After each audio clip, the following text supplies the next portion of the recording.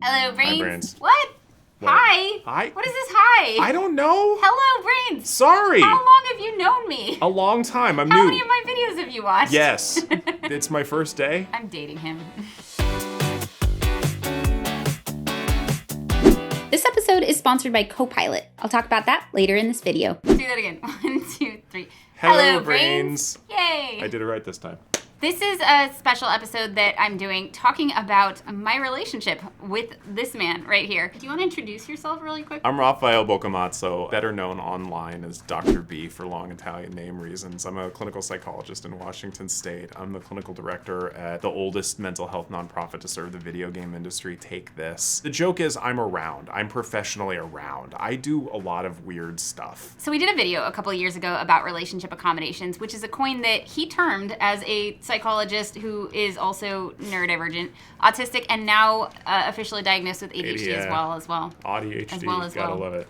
AuDHD. Yeah. So he coined this term because there are relationship expectations just like there are workplace expectations, and people have needs at work and in relationships. Just like at work you can fail to meet those expectations, that also happens in relationships. So it's a term you coined. What made you think of it? I actually don't know. I spout random ideas all the time. This one just happened to be one you liked. He came up with it in the kitchen and I was like, it's brilliant! It just seemed to make sense to me. We accommodate needs at work. Why don't we accommodate things in relationships? So you can check out that video here, but this time we actually wanted to talk about it specific to our relationship, which we couldn't at the time because we broke up. Yeah, 3 days after filming the first version of that. Yeah, we broke up, which is why that video ended with, sometimes just like at work, you're not going to be able to meet expectations. Like sometimes that's going to happen in a relationship too, where even with reasonable and even not so reasonable accommodations, it's still not working. And that's kind of where we were at the time. But we love each other and we missed each other and we decided to try again. And it's going a lot better this time, yeah? Yes. Yeah? Yeah. I'm curious, what's going better this time? So this is really going to talk to a lot of where our differences are in terms of our expectations. I don't really have a high bar because I've been treated so badly by most people that your overt gestures towards accommodating me are almost confusing at times. I am aggressively accommodating. I will say that. Yeah. One of the things that I did that was maybe not the best was I went into the relationship going, I'm neurodivergent, you're neurodivergent. I saw him running into brain-based challenges and I was like, well, try this. Let's take off the mask. It's okay. You can be autistic. Yeah, forgetting the fact that you have known you were ADHD for decades. When you and I first met, I didn't know I was autistic. I've been around the concept of people's brains work differently since I was a kid. My mom was a special education teacher, and so I was around autistic kids, and my brother was autistic. I was very understanding and accepting of the idea that different people have different needs, different brain types, and different capabilities, and this was very new for you, right? Well, I mean, on an academic level, no, it was not new for me. Oh, right, you're a psychologist. Yeah, I was like, on an academic level, no, the concept was not new to me, but it's a very different thing when you think you're looking at something from the outside, when in fact, no, you're not. You just don't know you're looking at things from a different perspective as other people. And, I still struggle with the idea of letting go of decades of internalized ableist expectations of myself to the point that I'm not looking at you directly, and I'm very self-conscious and very aware of the fact that we're being recorded and I'm not making eye contact with you. Yeah. I spent decades amongst the neurotypicals thinking I was one of them. I'm not one of you. He speaks neurotypical fluently. Almost. I'm pretty fluent in neurotypical, but it comes at a pretty big cost. But let's talk about that for a second, because I think one of the reasons why neurodivergence can be difficult in a relationship is because we do learn to speak neurotypical. Even having ADHD, I learned what you're supposed to do on a date and that you're not supposed to run around excitedly. If the other person is masking their neurodivergence, as we do, because we've learned to do that, right? We've learned to do that at an interview or on a first date. I mean, everybody presents their best self, and over time you start to see under the surface a little bit. When we dated, it was long distance, and I got to see him in snippets, and I got to see this kind of masked up version of him. And then when I moved across country to be with him, obviously the mask had to start to come off, but it was really uncomfortable for him, and it was really confusing for me because it felt like I was dating a bit of a different person. The relationship that you and I have is the first long-term relationship I'd been in where I knew I was autistic. It was a year and a half out of a marriage that did not go well. A lot of the stress was caused by the fact that I was expected to be normal, and that word was thrown around with impunity. In grad school, I read a little bit about interoception challenges and alexithymia and things like that, but it's another thing to realize that's what's going on for you. And you are so good at diving into problems. One of the challenges is when your processing speed and mine are very different when it comes to emotional concepts. When we're really getting real, I slow way down. One of the things that Jessica mentioned was her trying to help with things that helped her. And not just that, like not just things that helped me, but because I knew that I ran into brain-based challenges and it was like, well, okay, what's your struggle and like what might help you? I know that something will work because, because I have my own experience with my stuff, but I didn't understand the difference in our processing speed. Yeah, so well, neither did I in a lot of respects either. I think this is one of the places where having two different brain types in the same relationship can be an interesting challenge, is because it's hard to not interpret things the way that it would mean if you did it. And so if I was like, oh, okay, like you're having trouble with this thing, what if you try this? Like one of my expectations is like, I'm a romantic and I am in a relationship. I'm in a romantic relationship. I like romance. I'm gonna expect romance. What happened was I was like, okay, like I would like you to write me a love letter. And he was like, okay. And I was thinking I should get a love letter soon-ish. 2 months later, I was hurt. I was like, why?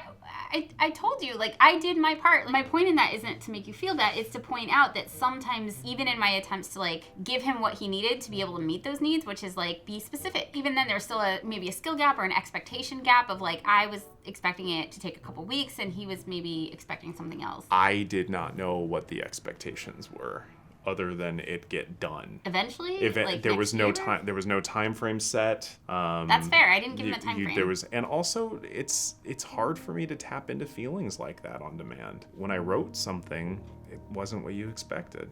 He did write me a love letter right before I moved cross country, because I kind of put down a thing. I was like, look, if I don't get a love letter before I go to move across country to I understood the timeline then. Yeah, okay, so then there was I understood the timeline. So he did send it, and it was the most beautiful letter. Like, he had aged paper for a D&D campaign, and he used some of that aged paper to write it, and then he wrote in calligraphy, and it was just beautiful. Yeah, I specifically bought a fountain pen to be able to do that. It was so pretty, and to me, like, I didn't care. It could have been chicken scratch. I just wanted him to tell me how he felt. But he actually wrote the entire love letter without mentioning anything he liked about me. I bring this up because it's a really good example of what can happen in terms of, like, expectations.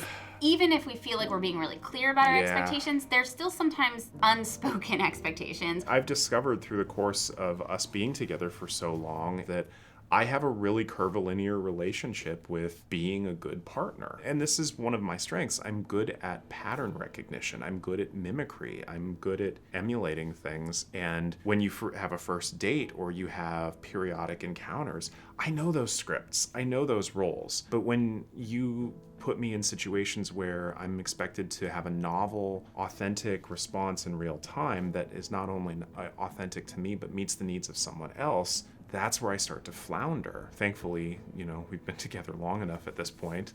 I started to learn the patterns and get back good at it again. But my ability as a significant other is U-shaped. Start off strong, but once I get past those initial scripts, and then it flattens out. What about you? Like, did you have expectations of me that fell short? Nah. No? Nah. Really? Yeah. What were your expectations? That you stick around. What we're starting with is expectations, right? Yeah. And like, we all have expectations of what we want in a partner or a friend. Like, this can, apply to friend relationships too. And when the person ends up falling short of those expectations, we're upset or discouraged. Before you even accommodate, you have to really get your expectations on the table and see if the other person is even okay with that, right? In our relationship, he didn't have very many expectations of me, apparently. So I had a little easy in that regard.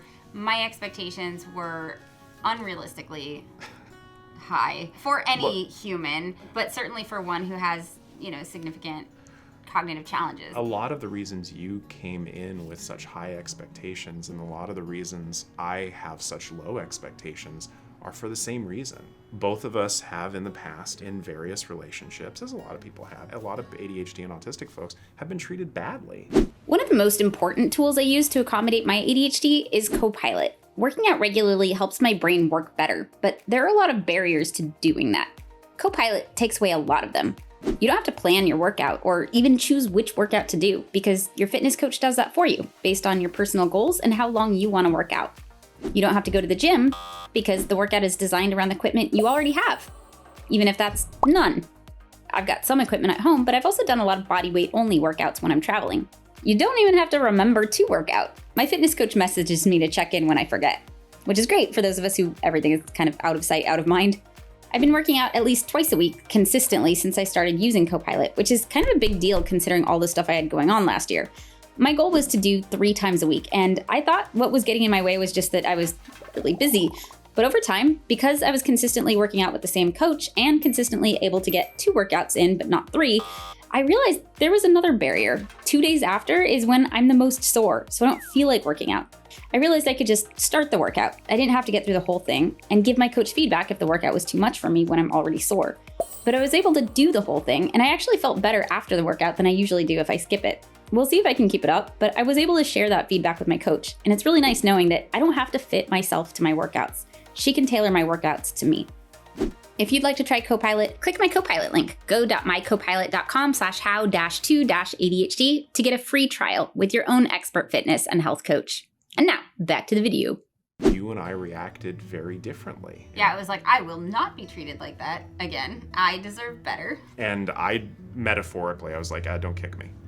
Yeah. But I was 1000% convinced that when you were not meeting my needs because you were angry, you were sad, it was because I failed at something. Yeah, I mean, it's still something we struggle with, but I will say, like, what we do differently now is that rather than me trying to, like, explain things just the right way and, like, accommodate him and all of that, one of the big things I was able to do was adjust my expectations. After we broke up, like, I got into another relationship and, like, my needs were met, and that relationship ended up not working out, but it got me to a place where I wasn't like starved for attention and affection, and I was able to kind of just take some time by myself for a while, and then like we kind of felt it out, like, hey, is this something you'd be interested in? And a few months later I was like, okay. He surprised me. Like, he was more demonstrative and exceeded those expectations. Yeah, because I mean, you came in approaching things differently. I'd had almost a year at that point to process things, and we both had therapy. Lots of therapy. So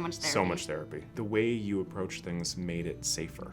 The metaphor I used, I remember, was, it's not like you went into a restaurant demanding a specific dish. You want Italian food and you've gone into an English restaurant. If you go into a British restaurant and you start demanding pappardelle or the best copa that you can get your hands on, you're going to be disappointed. But if you go into an English restaurant and you say, make me a dessert, spicy, make me something spicy, and you let them do what they're good at, then that's a very different ball game. And that's what you did the second time around. You were able to see the strengths that were there instead of the very neurotypical expectations of strengths.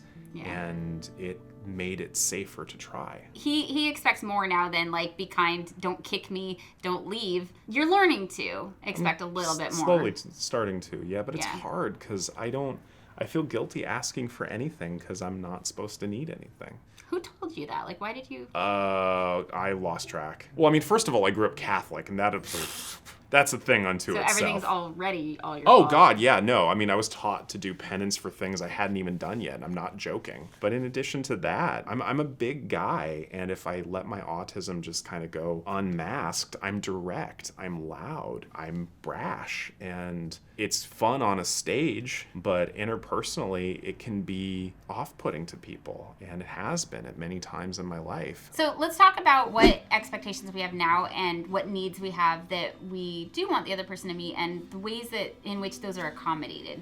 you are the accelerator, I am the brakes. You are the hare, I am the tortoise, and we are chained together. Yeah, that can be challenging sometimes. So that's okay, but that is one of your needs. Like, you need me to slow down. Yeah. A lot of the time. A lot of the time. Oh God, yeah, I need you to slow down. Especially when we're talking about emotional things. It used to be like he needed no more than 3 hours of like intense conversation a week. And I was like, okay, so like I would have like 3 hours of intense conversation with him, and then like I would try not to have any with him for like the next 40, and that would never work. And then I would end up blowing past. I'm like, I know I'm past the 3 hours I'm supposed to. So, but since I'm past, like, time doesn't matter anymore. And I would just like keep talking. So instead it ended up being like, okay, 15 minutes a day. And like, that was easier for me.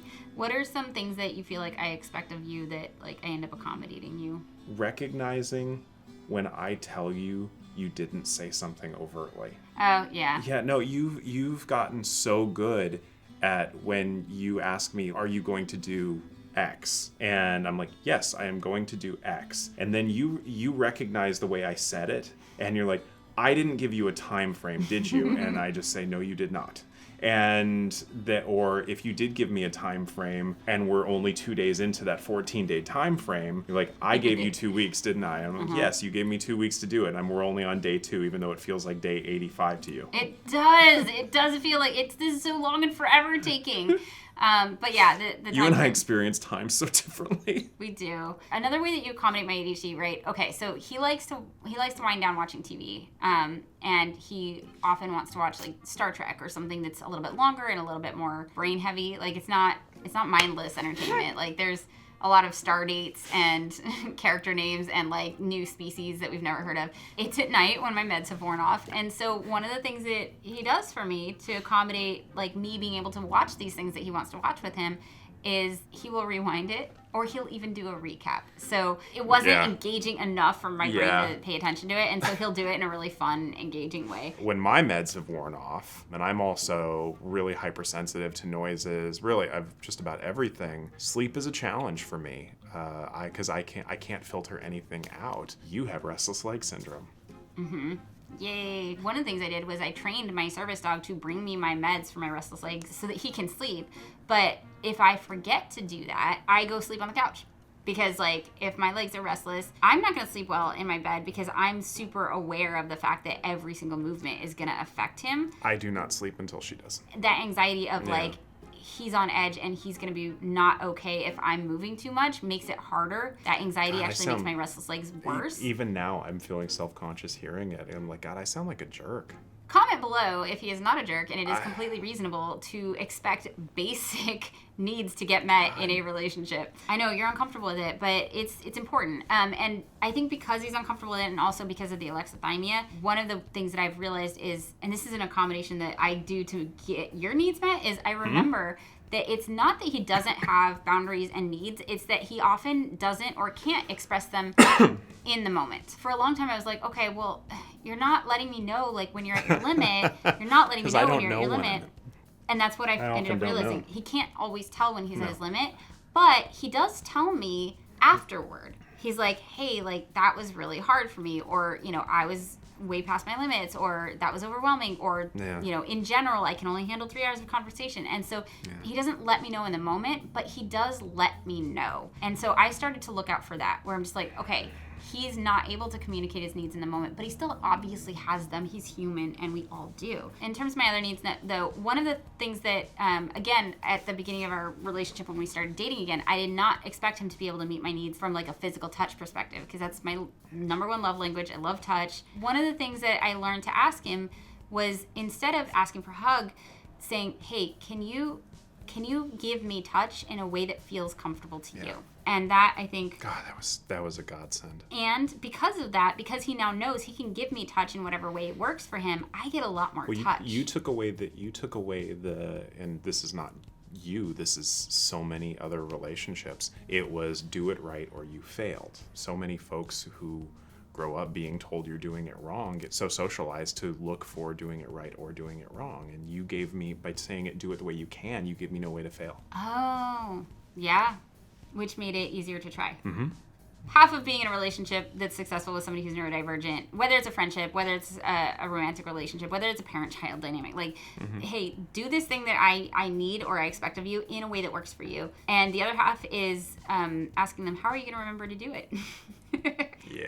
Yeah. So I will wrap it up there. I hope this was useful. I'm actually very curious what relationship expectations you have and how you accommodate the neurodivergent partner in your life to help them meet them, and what's working for you and what's not working for you. I think this is a really important conversation to have that we're not maybe having enough. Anything you'd like to add? See, nonverbal cue. Look at that. I wasn't where I would get the last word on this. Gosh, think about your own needs. Can you think about your needs? Selfishly, I kind of want to ask, how did you learn to take up space? Yeah. Thank you so much for coming on. I know it was really tough and you were very vulnerable. I really appreciate it. Thank you to my brain advocates and all my Patreon brains for allowing us to have this space where we can have conversations that are real about the expectations that we have of ourselves, of our partners, and how we are navigating trying to meet those. Is there anything you'd like to promote really quickly? Just go to takethis.org. We serve the video game industry by destigmatizing and educating on mental health matters. And truly, like every nonprofit says, but I mean it, any donation you can give helps us to continue on with our mission and put really good information out there. Like, subscribe, click all the things, and I will see you next video. 1, 2, 3. Bye, brains. You did the nonverbal cue. Yeah. Oh, and if you want to try out CoPilot, again, links in the description.